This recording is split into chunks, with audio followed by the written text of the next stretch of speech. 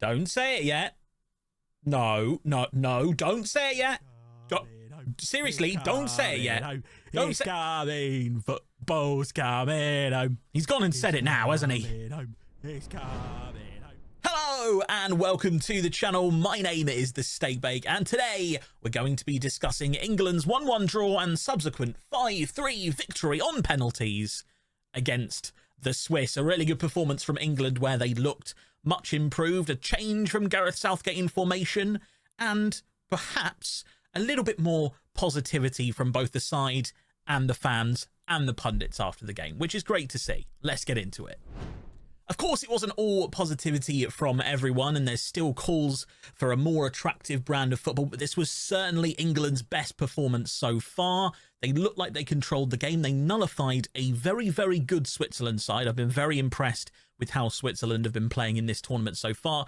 They've got attacking moves off against teams that you think would absorb them. They've done really well going forward. They've been pretty solid at the back. So for England to come away with a win and go into the semi-final of the Euros is actually really, really good for England. However, let's start with the negatives. And of course, it wasn't a perfect performance from England. It was still relatively boring, if not slightly better than the previous games. I'd certainly say it was England's best performance so far, but England still weren't creating those really high quality, clear-cut chances that I think we're trying to create, those high XG chances that I was talking about in a previous video. And that's kind of England's whole philosophy. Create the high XG chance, win the game if you can, but make sure you don't lose is the main theory behind England's tactic. Very safe, very non-threatening in their build-up, very happy to just hold the ball and not be threatened themselves. That's basically how England continue to be. However, it was better. You have to say this was England's best performance so far at these Euros, and I'm not having anyone say anything else. It certainly was. We kept the ball better. We created more chances, even if we didn't actually create that many chances. Certainly getting into the box a lot more, having a few more shots from outside the box. I think we hit the post. Was it post or was it saved? I think it might have been saved from Declan Rice from long range, but there was certainly more going on from an England perspective. And I actually thought, despite the fact that it's a slightly more attacking formation, if you push those wing backs further up, I actually thought we were just as solid defensively and we didn't really lose too much at the back. So England did reasonably well, but it certainly wasn't one of those perfect performances that we're just waiting for England and all this star power to produce one of these wonder performances where we win 4-0 against a really good team. It's not going to happen, is it really? That's not the way we're set up. So I don't really know what people are expecting from that kind of view. However, more interesting football is certainly something I hear a lot of people calling for, and it's certainly fair game. However, tournament football, if you want to win tournaments, sometimes you have to play a little bit negatively. That's certainly the theory behind England and France's progression throughout this tournament. But then Spain and the Netherlands, who England play next, being much more attacking and a bit more fluid. So it's kind of a battle between that attacking, fluid, young, youthful, flary football and that much more boring, safe, dull, non-threatening, back-to-basics kind of football that you get from France and England. So it's a battle between those. Who knows who'll be in the final? Hopefully at least one of the interesting teams will be in the final, because then it'll be a good game, right? So let's talk about how they nullified that Swiss side, and I think a lot of credit has got to be given to Ezri Konsa, who stepped into the team in place of Mark Guehi, who was suspended. Guehi had been very, very good so far this tournament, and Konsa came in and looked just absolutely solid. He kept him in his pocket for most of the game, winning these little toes in here and there, letting Mbolo back into him, and he really pocketed Mbolo, to be totally honest, for most of the game. Did really well. The only time that Mbolo got any joy was to move on to a different player, and a different player mark him. That was the only time he got anything going, really. Konsa did really well. I thought Trippier played really well at left back, despite it obviously not being his main natural position, and I felt like he struggled throughout this tournament so far, but I think that was Trippier's best performance by far. And Mainu was amazing yet again. Like, he was really good, looked like a seasoned England pro in the middle of the park. It was just a very good performance from the defence. Pickford had another good game as well, although didn't really have too much to do, to be totally honest. It certainly wasn't his fault for the goal. But yeah, I think we've disrespected the backup centre-backs that England have got at their disposal, to be totally honest. Guehi, Konsa, and then Branthwaite, Gomez, and Dunk, who have come in and filled that slot that Harry Maguire has left over the course of games before and after this tournament. And I think we've kind of disrespected it a little bit. A lot of people were like, oh my God, we don't have any defenders. We don't have any defenders at all. Apart from John Stones, we are screwed.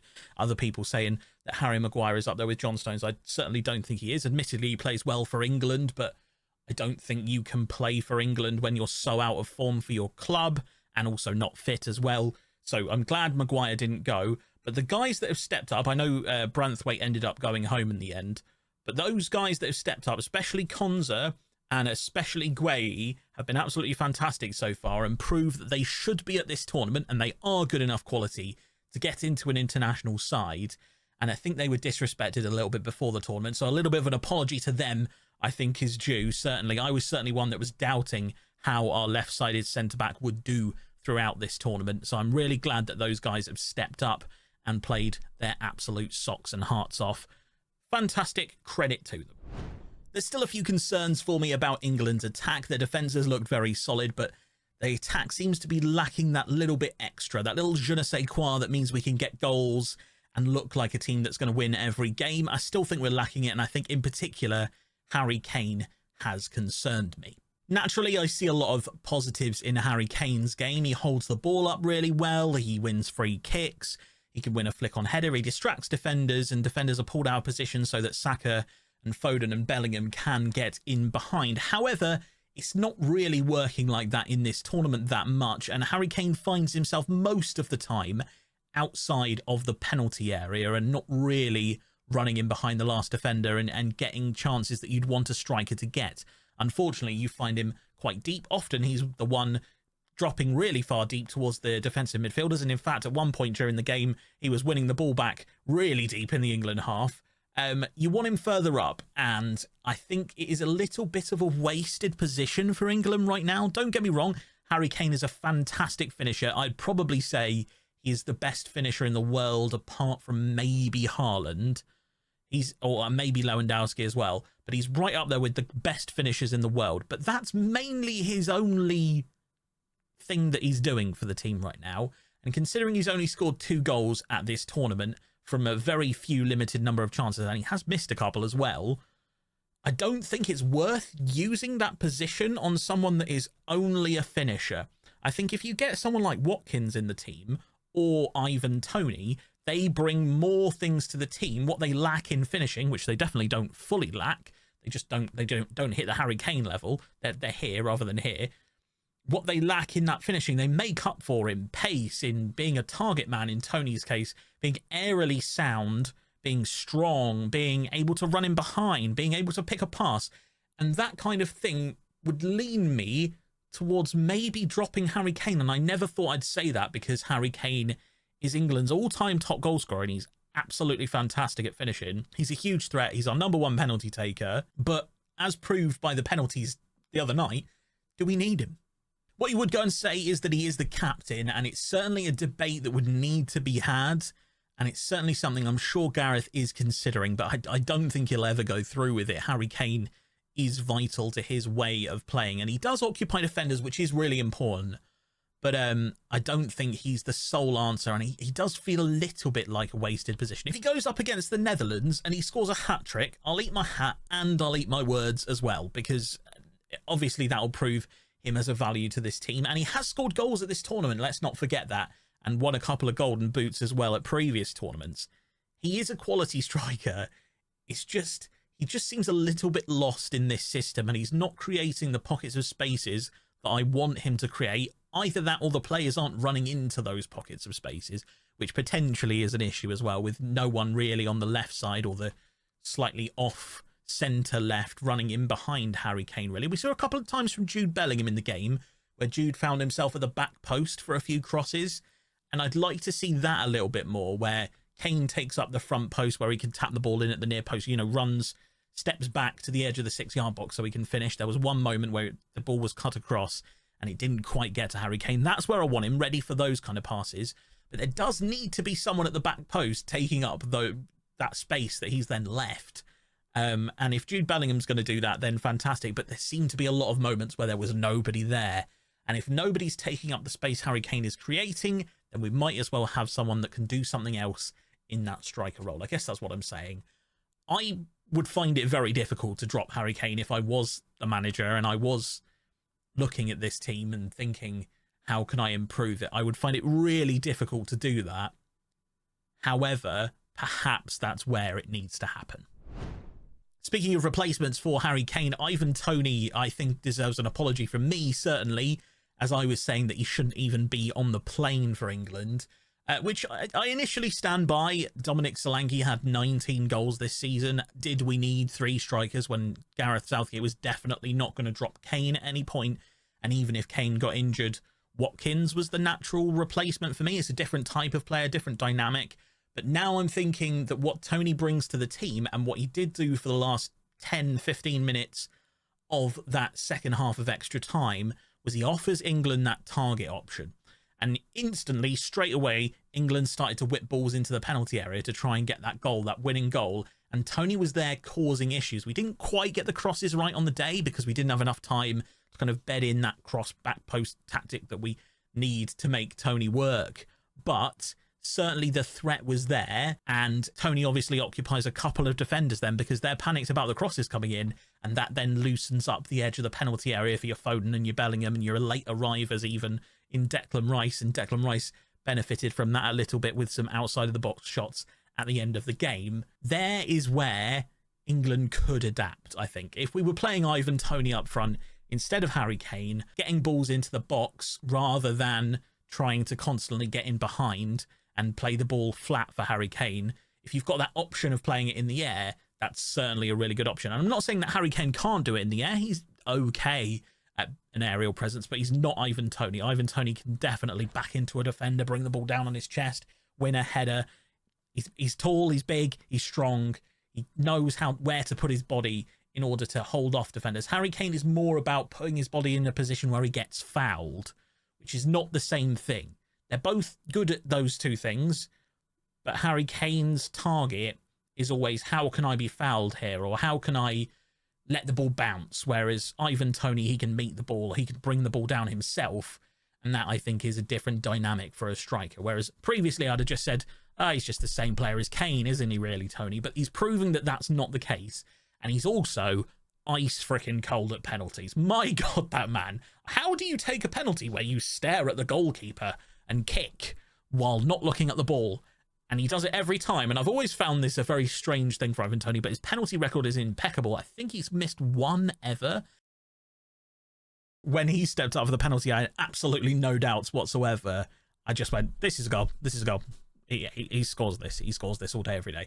Whereas a couple of the other penalty shootout, I was like, please score, please score, please score. I had no doubts over Toney at all.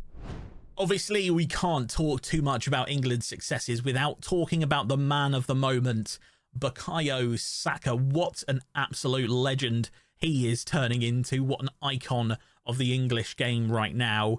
Takes the game by the scruff of the neck, decides, you know what, this game needs a moment of magic. We're just gone behind.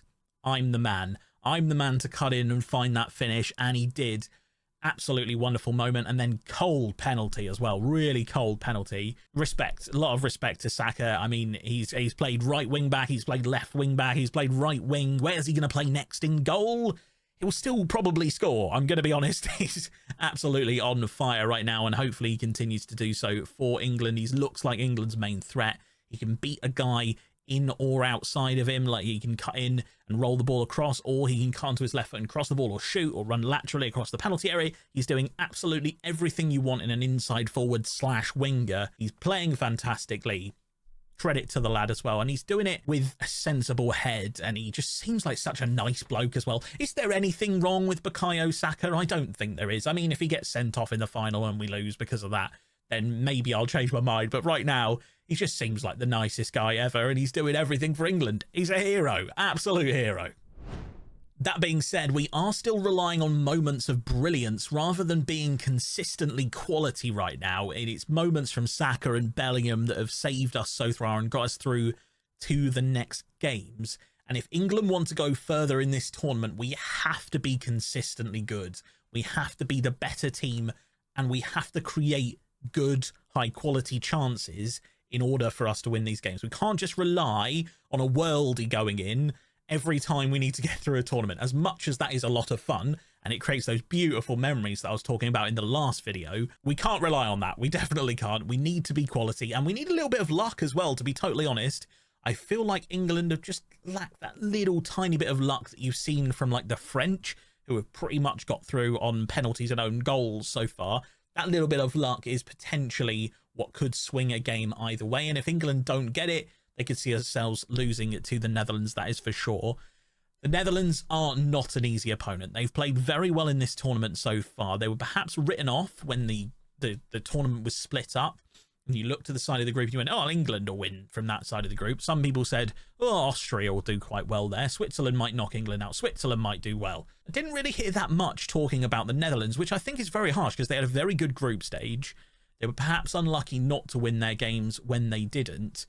And certainly in the knockout stages, they've looked much better. They struggled against Turkey, but that's because Turkey were just rampant. What a ridiculous side Turkey were. Very unlucky not to go through. But the Netherlands showed that quality is the way to get through this tournament, and they were the better team on the night. After that initial swarm of Turkish talent getting through to score the first goal and then trying to get the second, they're very unlucky not to as well. But what a game it was, end to end. I do fear the Dutch a little bit, because they are a very good side. That being said, England's defence have been fantastic so far. Can we deal with that Memphis Depay, Cody Gakpo, and later on Wout Weghorst threat? I'm sure we can. I'd like to think that we can anyway. I'm really hoping that England can do well against the Dutch. However, having said that, I've absolutely loved the Dutch at this tournament so far. Like I said, they've been playing really good football. As well as that, the fans with their links, Rex, unbelievable fans, thousands and thousands of them in the street. And you hear some compliments for England fans and Scotland fans and things like that, but you look at that mass of orange bouncing up and down and you just think, goodness me, that looks like a lot of fun. You'd love to be in that orange wall, would you not? Would you not? It looks so much fun. I know I don't support the Netherlands, but if I was looking at any group of fans to go and join in with, it'd definitely be their party. It looks so much fun. As much as I love that and I want to see more of it, I hope the last we see of it is on Wednesday. I hope England can get the better of them, because it's going to be a really tough game. It really is. Let's hope, fingers crossed, a little bit of luck for England as well as some good quality. If we get the tactics right yet again, we've definitely got a chance.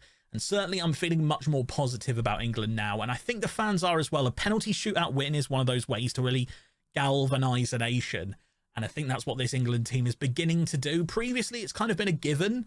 In previous tournaments, I've kind of felt like we've gone into them galvanised. We've been singing It's Coming Home before the tournaments even started. This time it feels a little bit more muted. We've been quite critical of the team, and rightly so in places. But now we're beginning to get behind them. We've won some knockout games. We've won a penalty shootout. We can go all the way. That's all I'm going to say about the England versus Switzerland game. A decent performance from England. Certainly much better than we've seen so far. Still not quite there, but certainly it's good to see a penalty shootout win and England feel a little bit more positive going into this next game. If you did enjoy the video, please go down into the comments section below. Leave a comment, leave a like, and of course, leave a subscription if you aren't subscribed already. I had a really positive response to the last video. It was really heartwarming. Thank you very much for that. It's one of my best performing videos on the channel to date, so I really appreciate that. So if you can give this one just as much love, I would absolutely love you all forever. Thank you very much for watching. I'll see you in the next one. Come on, England. And remember, be kind to one another. Bye-bye.